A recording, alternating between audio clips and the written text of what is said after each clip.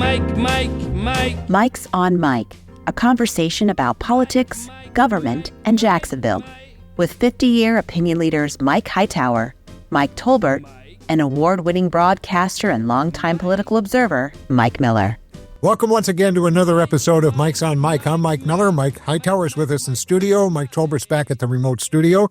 And of course, as always, we're brought to you by the Jacksonville History Center, where Dr. Alan Bliss and his fine staff keep these lights on and these cameras rolling. And thanks to the donors as well, who help defray the expenses of putting together this podcast. Today, our discussion is going to be about the erosion of the legacy newspapers, like the Florida Times-Union, as well as what's going on inside that newsroom to keep Jacksonville informed, and how a major scandal like the failed attempt to sell JEA is covered. Our guest is Mary Kelli Palka, a retired executive editor of the Times-Union who left the newspaper back in 2022. Gosh, it's been 3 years already. God. Hard to believe. And she now is the University of North Florida's Assistant Vice President of Strategic Communications and Initiatives. I got that right? You did. I hope so.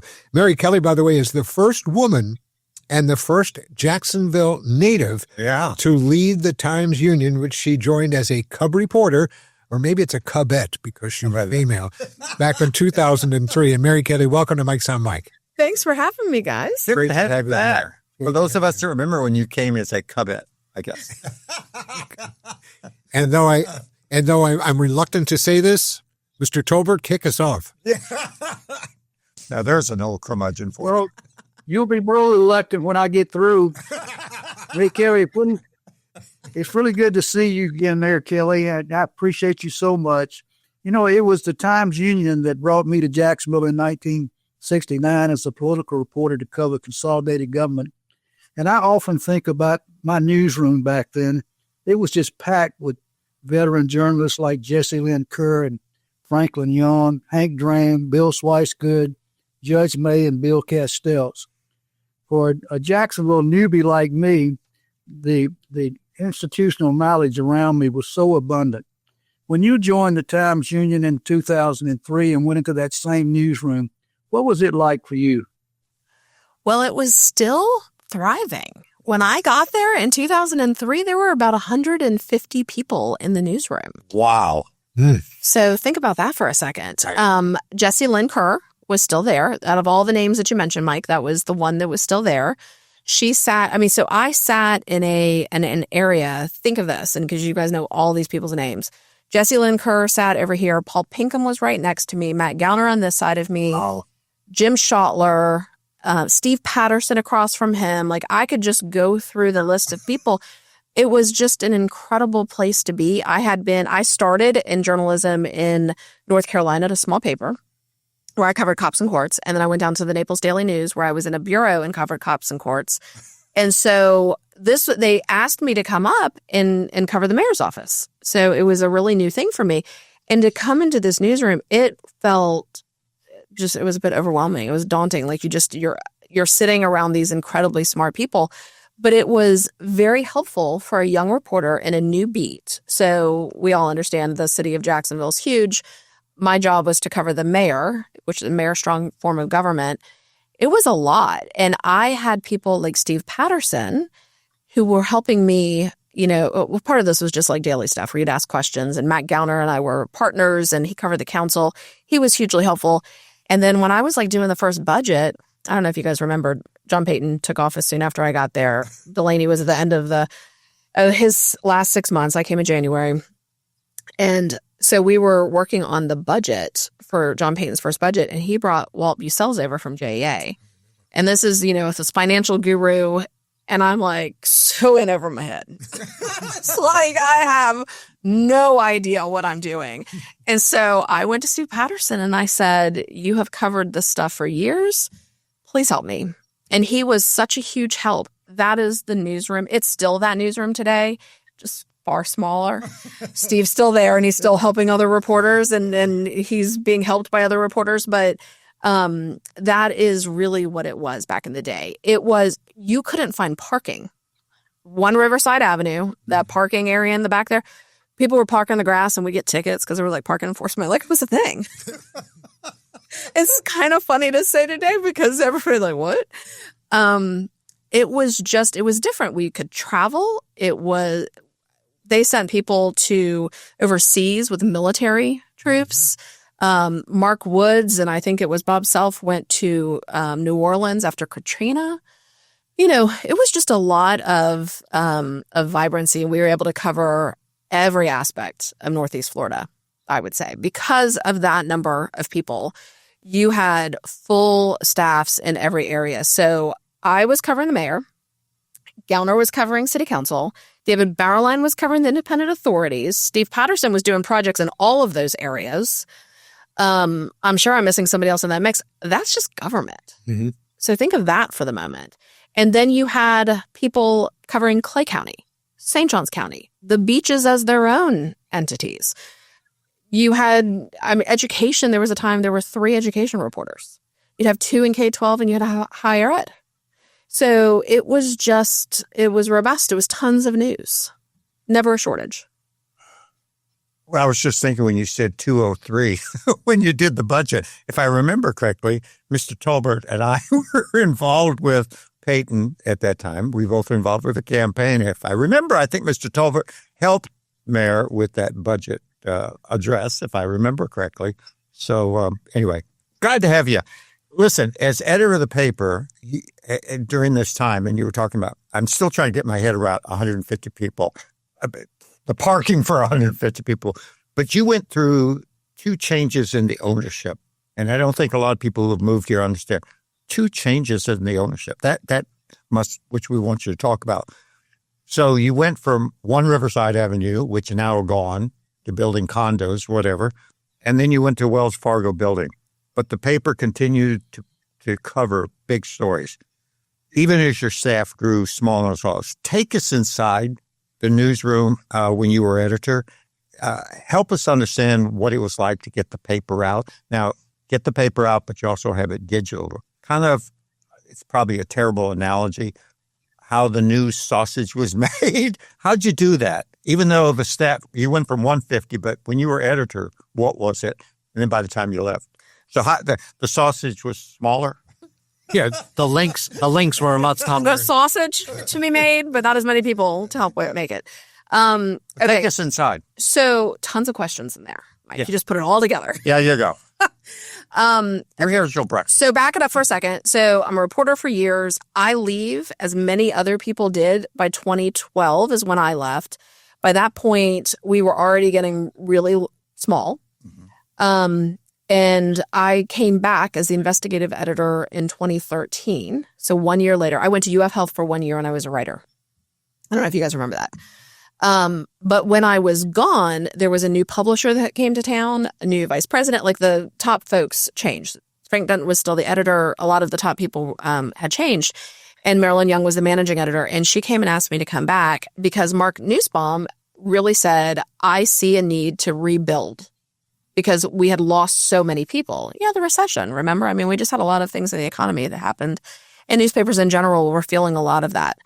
And of course, by this point, we were going more online. So you were losing people to online where there wasn't as much of a cost to buy advertising at online. People weren't spending as much in that. So Mark Nussbaum had asked for me to come back in part because people in the community said, you guys aren't digging in enough. You're not telling all of the stories. And my name came up on occasion. And I'm sure many other people's names, but my name came up on occasion, and that's how I ended up back. Because people said she was somebody who told a lot of those kinds of stories, and we think you need somebody like that. So, and I wanted to come back to get some management experience, to know what I wanted to do.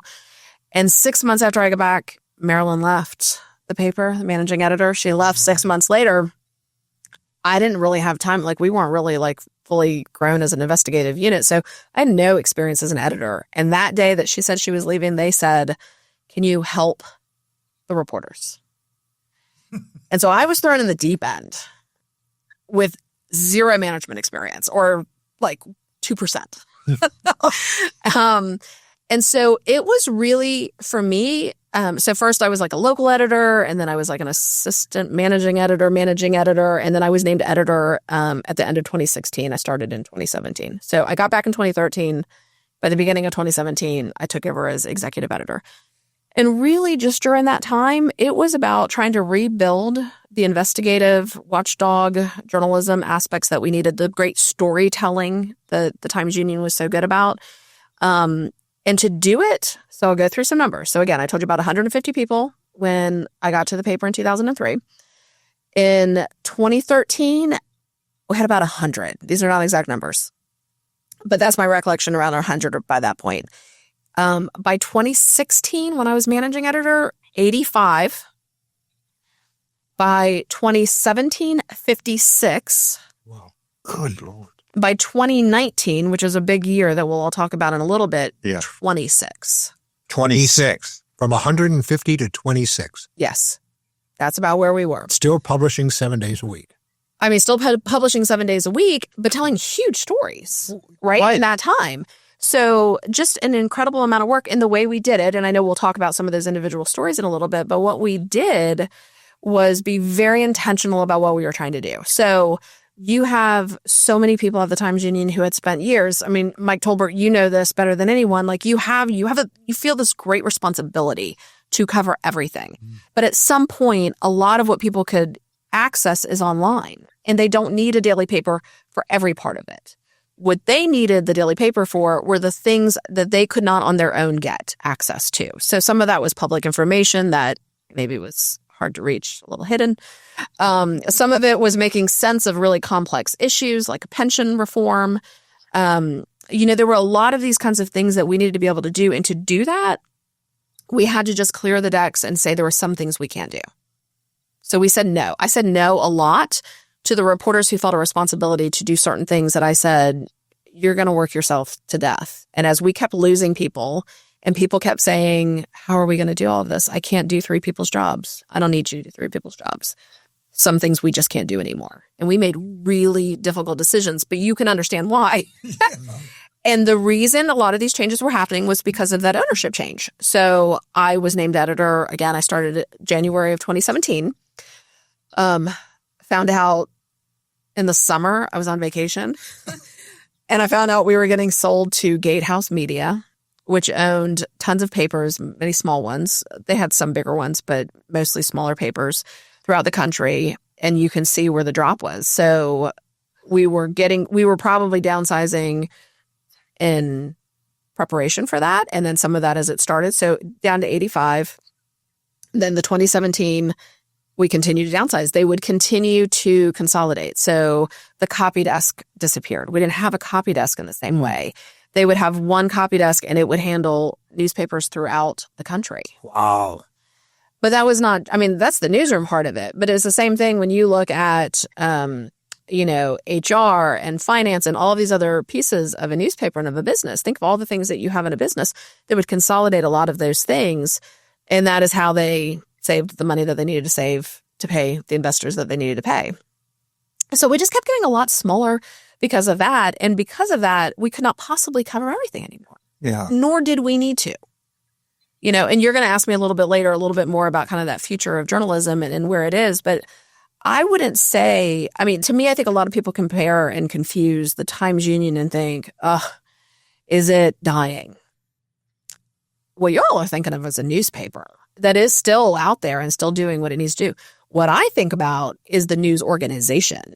It's an online news organization, and more people read that paper today online than ever in its history. We'll talk about that in a little bit. Yeah, I do.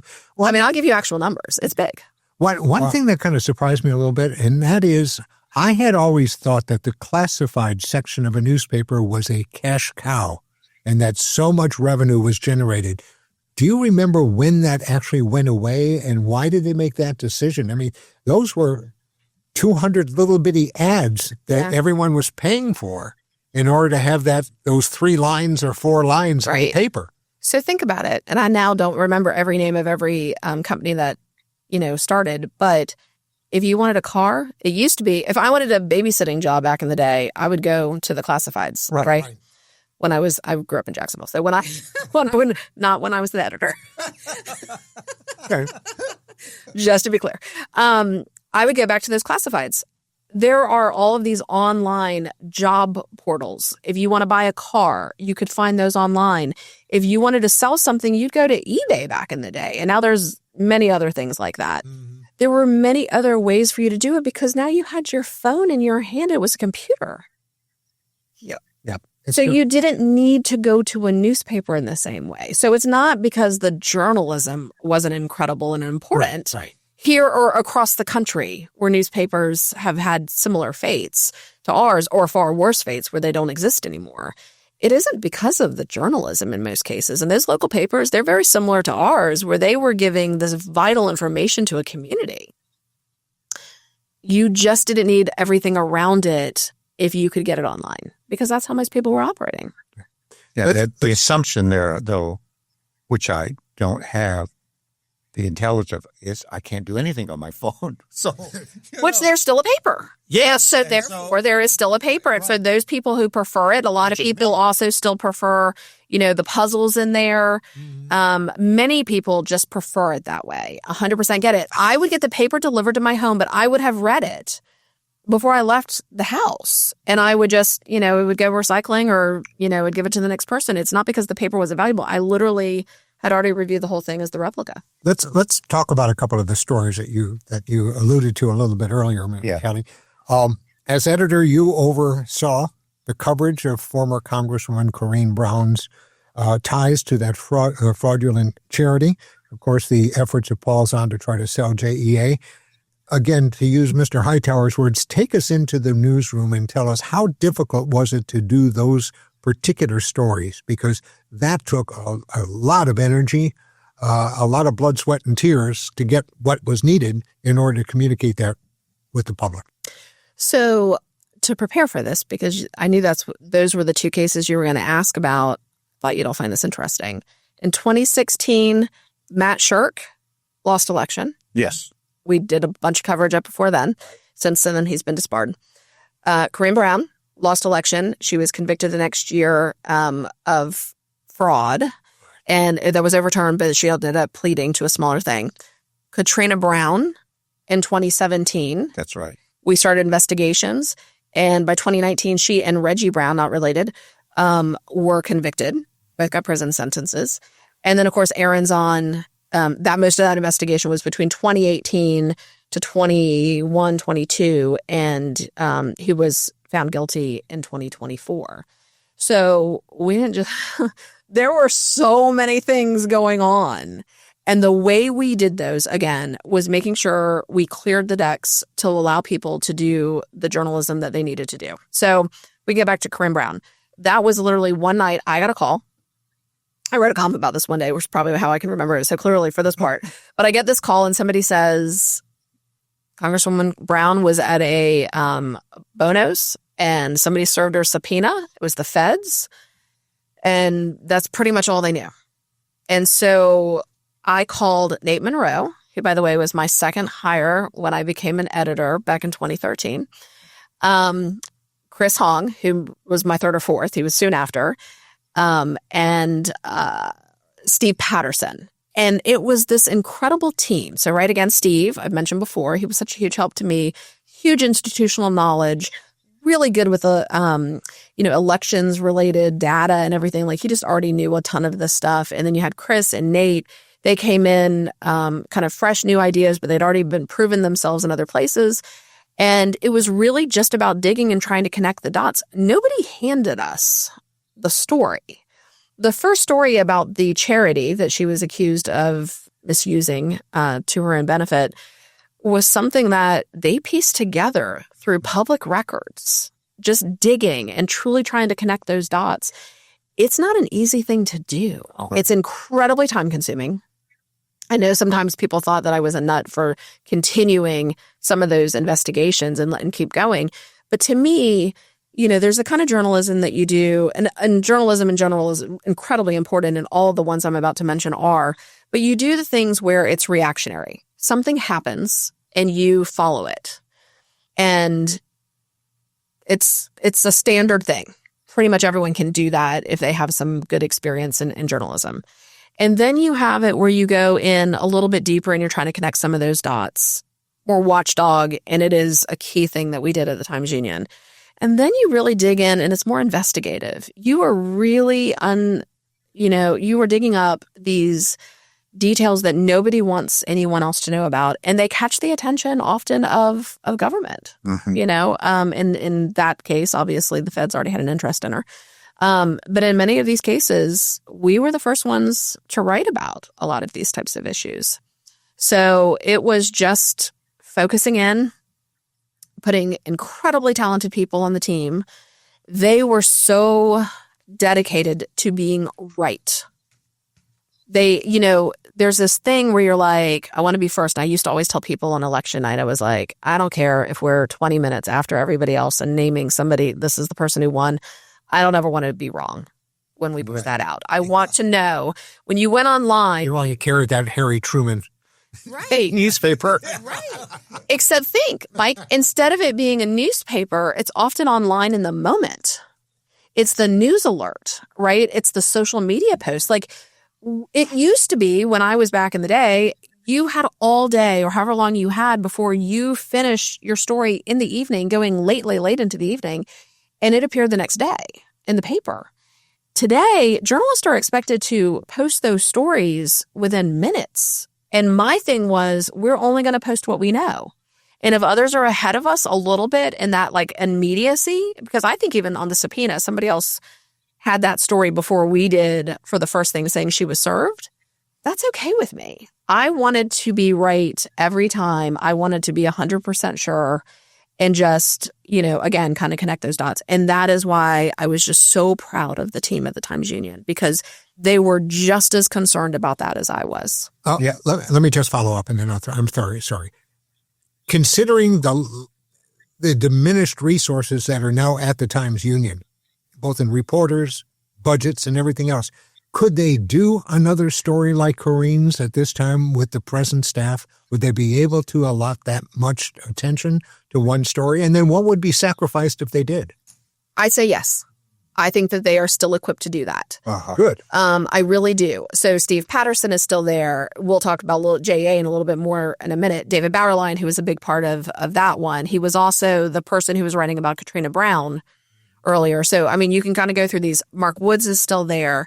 Paul Renestrand was my managing editor when I was there, and he is incredibly good, and he knows that concept of we can't cover everything. We have to cover what is most important in that moment. So I believe that it is uniquely situated to cover the most important issues in Jacksonville. I think what I've taken, though, from that is with the men that you said are still there, not only is it institutional knowledge, but it's in their DNA about it's not as important that we're first as important as that we're there and we're accurate and we're detailed. Absolutely. And that is truly that may be why the Times-Union still is what it is. It's not about being first out. It's about being the best out.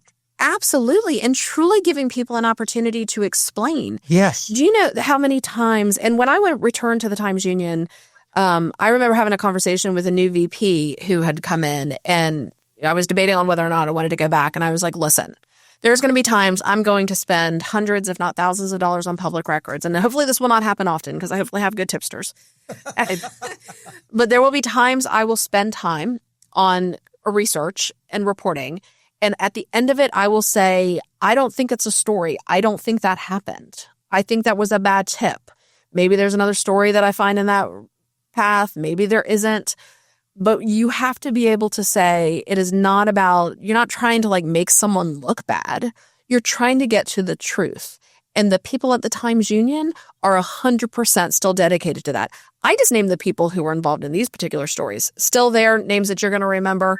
Beth Cravey is still there. Yes. Teresa Stupinski is still there. You have a list of people who who are still there, and they're still doing amazing things. Yes. All for the right reasons. That's great. Mr. Tolbert, you got a question there, friend?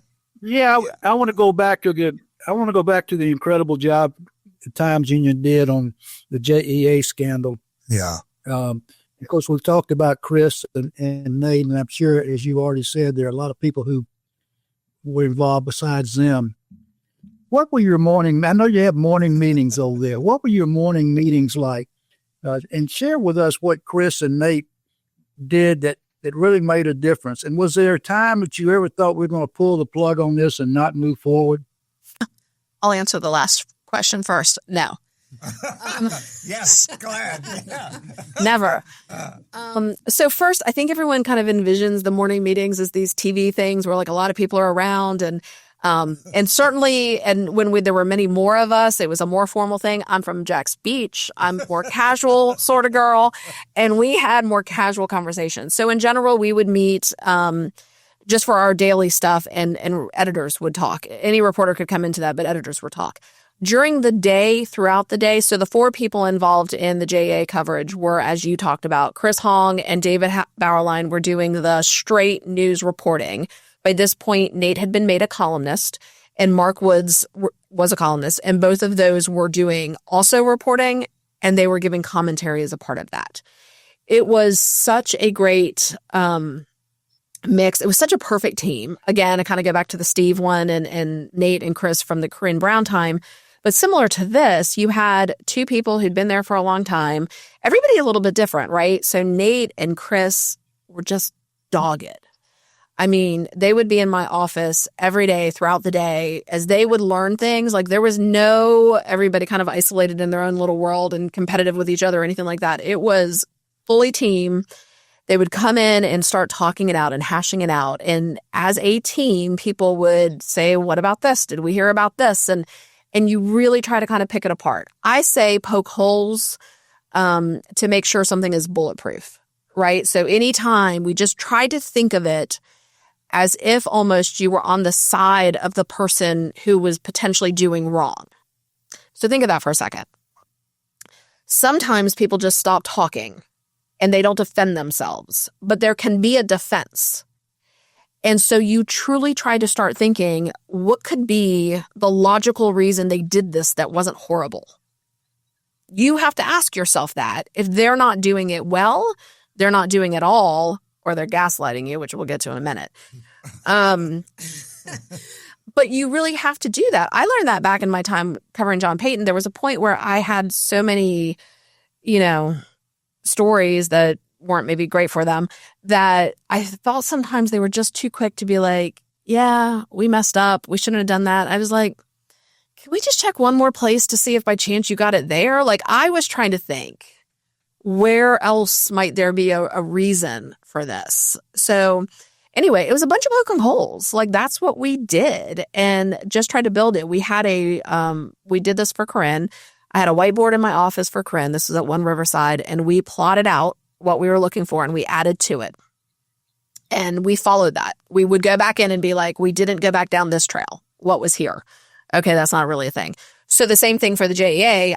We were now over at the Wells Fargo building, which isn't still named that. And I had just had one of the stand-up boards and I started writing it all down. Who are what are the things we're hearing? Who are the potential players? And we just kind of jotted that all down and then really kept trying to dig in all of those areas. And we found like amazing stories that way. So the reason you do it is you make sure that things aren't falling through the cracks in part, right? Did you also make sure that people aren't getting like so tired where they're like, okay, I think we made a point. But it's like, no. Is there something else? Because our thing is not trying to get somebody indicted and in prison. It is trying to find how government is running, right? And so you want to make sure that you are, you're looking at all of those pieces because again, it doesn't have to be criminal to be wrong. So think of that again. Yeah. It does not have to be criminal to be wrong. Correct. People lose election all the time because they're just not good at what they do. That's not necessarily criminal. So that is what we would do. That's how we would do it. And we would take our time and make sure that the story was just fully vetted and ready to go whenever we would run it. And throughout that time, we were told we were nuts. I mean, honestly, like it was like, we're not even thinking about selling JEA.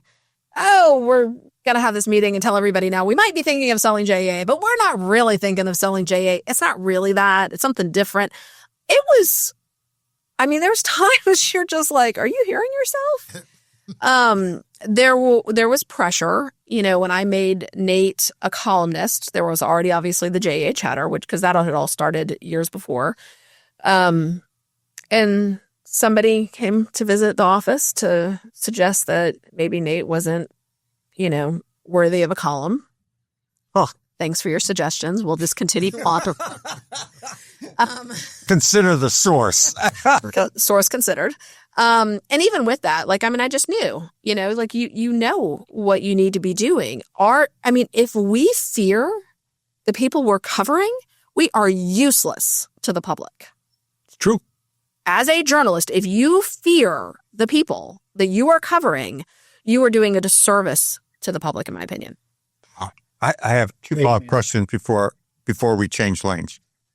The first one is going back, one of the things that, Mike and I, Tolbert and I, because of a smaller group, were involved in the JEA. But one of the things that I can remember that we talked about was with Chris and Nate, they learned the business of JEA, and that made them formidable. Mm-hmm. And I think that's where, as shall I say, the side that we're saying there's no there, that's where they misrepresented themselves.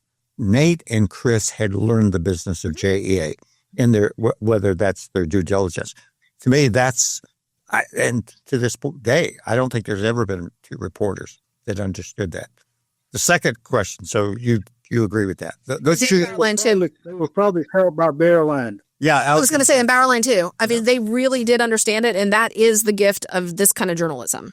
You have the time to understand it. Yes. Well, now there's third. But isn't there a picture that was in the Times Union? They called them the Four Horsemen, and they had to be the four of them were over standing at a city council. I think it was the day Jake was there.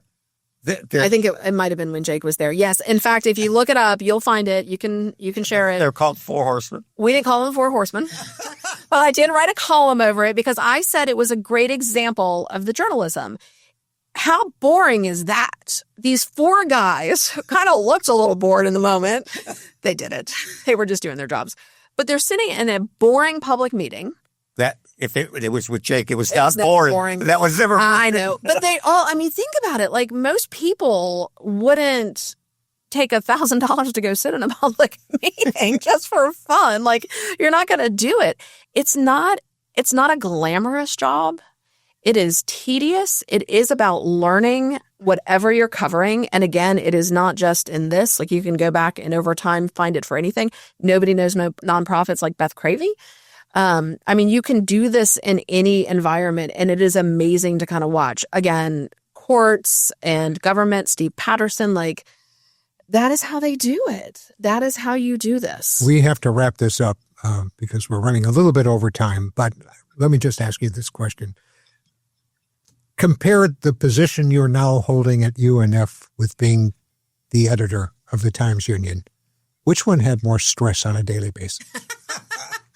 The Times Union, neither of them was really very stressful for me, to be honest with you. Really? I remember with whiteboards and all that other stuff. Concerned from day one, how do you do this right? And again, if I feared the people we were writing about, I was useless. My only fear was getting it wrong.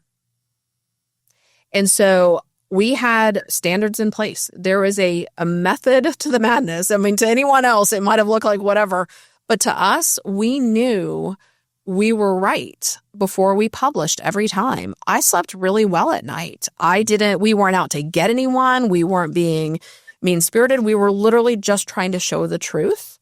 And at UNF, I get to tell a story of a university that is fueling the workforce of Northeast Florida. It's amazing the work that's over there. The faculty and advisors and all the support staff that those students get, it is amazing to watch what they do, the partnerships that the university has with businesses to help provide those pathways for internships and then to get jobs when you're out.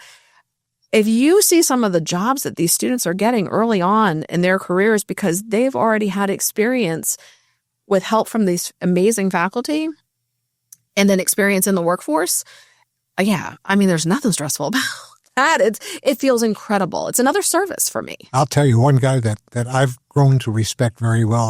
I'm on their advisory board, but John Palmedy just doing communications. Phenomenal job at the communications. Absolutely. Just phenomenal. And so that's an area that you know, but throughout you can see that. There are partnerships with JEA and Miller Electric. There's work being done with Baptist Health and Mayo Clinic. I mean, you can name all of these companies, and UNF works with them to do an amazing job for the students, because the student goes in there and their parents are paying a ton of money, right? They are putting so much of their time and investment in their children to get where they need to get beyond there. UNF takes that incredibly, seriously, and makes sure that those students have everything they need, including the skills that businesses say, this is what we need now. So, but they're both incredibly rewarding. Obviously, I was almost 30 years in journalism. No regrets, loved my time. It just, by the end, was something that I was also overseeing 5 other Gannett papers. And so I was a market leader here. There wasn't a publisher. I was doing a lot more things. I just didn't want to be the person who was laying people off all the time, to be honest with you. So I have time for another career, and that's what I'm doing. Yes. Hey, Mike. Yeah. If I can interrupt for a minute, as someone who often ran into and worked with Mary Kelli and talked to her, she was not stressed. She relished every damn minute of her job. She, look at this Did I smile. ever look stressed? Look at this smile. Do you know me? You've all seen me. Did I ever look stressed? Damn really. It was just my way of finding out what you were doing now compared to what you were doing then. Good question. No, I was just trying to do it that way. Yeah.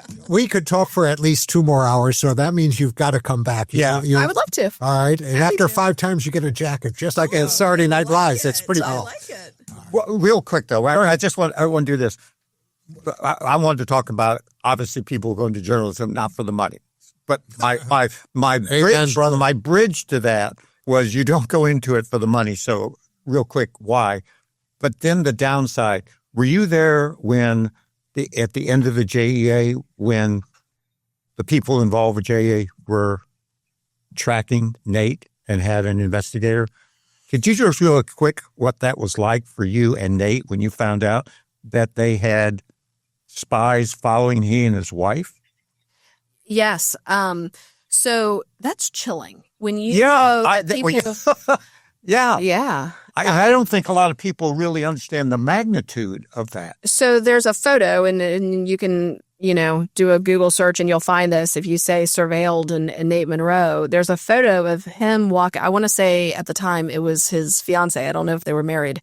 But they were walking their dog outside, and it showed up in a file with a consultant connected to one of the JEA bidders. And that is chilling. There were other things that were showing that maybe they were watching him when he was leaving a party to see if he was going to drive. He didn't. Again, I worked with the most incredible people who were upstanding and I knew would do the right thing, because that's really what you need. What I think people look for in those moments is if there's something that they can hold over someone's head to scare them out of doing the right thing. Right. And they just couldn't do that. He made the right decision. He got an Uber, So, but that was a very frightening thing. So, but people get into it for the service. Yeah. I believe that's why you get into it. And I do want to say this before we finish, because again, I do think people think of it like as this ghost newspaper or whatever.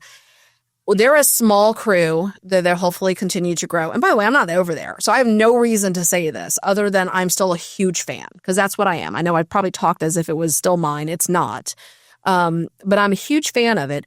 More than 2 million people a month read Jacksonville.com stories. Wow. And I know this not because of inside information that I shouldn't. So if Gannett's coming after me one day, I can prove how I got it. Say that number again. More than 2 million people read Jacksonville.com stories every month. Those are unique users. It's not page views. That gets you closer to 10 million if you look at page views. So the stories that they're doing are being read by more people today than ever. The reason we support journalism is so they can do the kind of work that they need to do. And so I think this idea that it's like a dying industry, It's simply not. It's morphing. struggling because it's still trying to pay for something. It's struggling for a lot of reasons, but part of that is it is still paying for a print product. If you had those people and all you had was online, what they could accomplish with that would be remarkable. Look at what we did, and I told you what the numbers were since 2016 and the types of things we did. We were down to like about 25 people during that time. When I left, it was 22 people. Today, it's about 18. And again, hopefully they'll be able to add. But incredibly talented journalists are still there. And our community depends on them more than I believe any other news organization. I think there's also a future in nonprofits, and I'm really excited to see the cool things that are happening locally with the Tributary, but you can look nationally, the Pulitzers. There was Baltimore Banner, one of our former reporters is there today, Ben Konark. Topher Sanders went to ProPublica. It continues to do well. I mean, you can see, and there were many more. Tia Mitchell is in D.C. for the HAC. Just incredible journalists still in the communities, their communities, covering news. They need support. And that's going to be our last word. Thank you, Mary Kelli. Please come back and see us again. Thanks, guys. All right. Really? And if Kelly. Thank you, Mike. Any of those 2 million would like to come over and watch Mike's on Mike, we'd be more than happy to welcome you. Yeah. Either audibly or visually, however you would like to do it. That's going to do it for us. A lot of audio, not visually. Not visually. Yeah. You won't watch us again. That's going to do it, though. We'll see you all again next week. Our thanks once again as well to the Jacksonville History Center, and you have yourselves a good week, everyone. I'll take care. Thank you. Mike's on Mike with Mike Tolbert, Mike Hightower, and Mike Miller can be found on your favorite podcasting platform, Facebook, and YouTube. Visit the website at mikesonmike.com. Join us next time for more conversation with Mike's on Mike.